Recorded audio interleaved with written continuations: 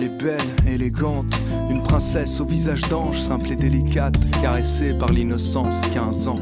Tellement mignonne pourtant, elle n'en est pas consciente. Elle trouve sa poitrine petite, ses fesses immenses.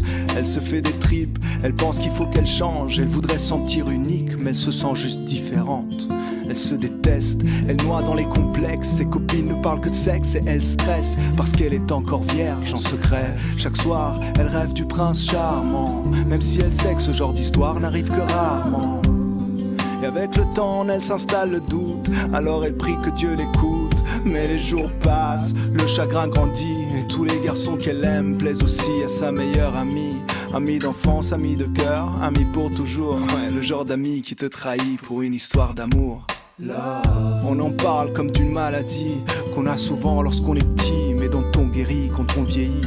Et si à 15 ans l'amour est fictif, pourquoi chante-t-elle dans la langue de Shakespeare un refrain qui fait Let me know when the world is a better place. Maybe then I'll come back.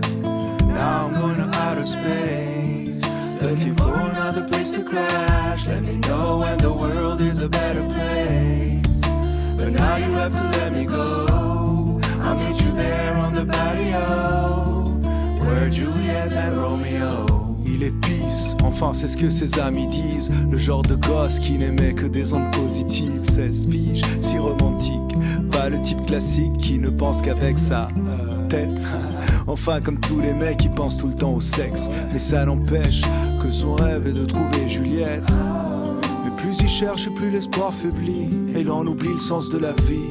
Il maudit l'époque, il trouve les filles trop agressives. Souvent ça le bloque, lui qui rêve d'une fille timide. Il le sait que c'est stupide et qu'il est trop difficile. D'aucune fille n'arrive à la cheville de celle qu'il s'imagine.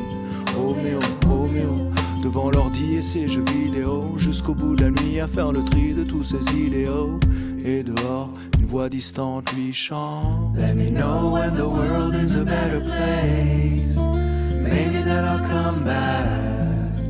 Now I'm going to outer space, looking for another place to crash. Let me know when the world is a better place. But now you have to let me go.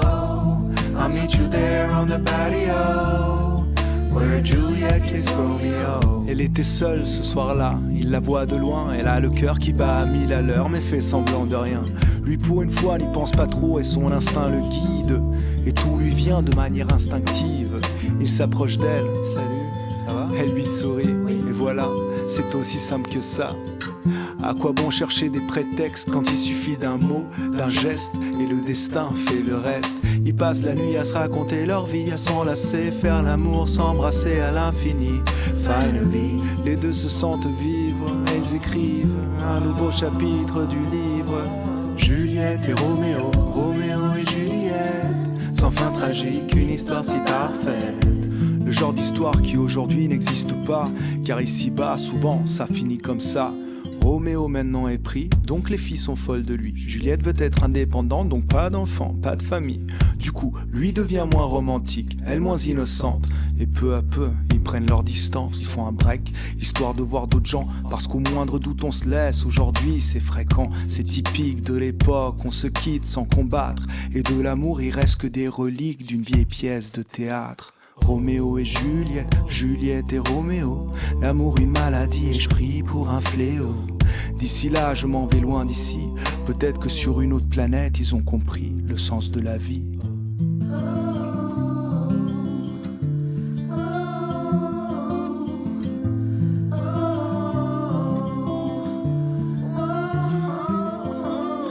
Let me know when the world is a better place. Maybe then I'll come back. Now I'm going to outer space, looking for another place to crash. Let me know when the world is a better place. But now you have to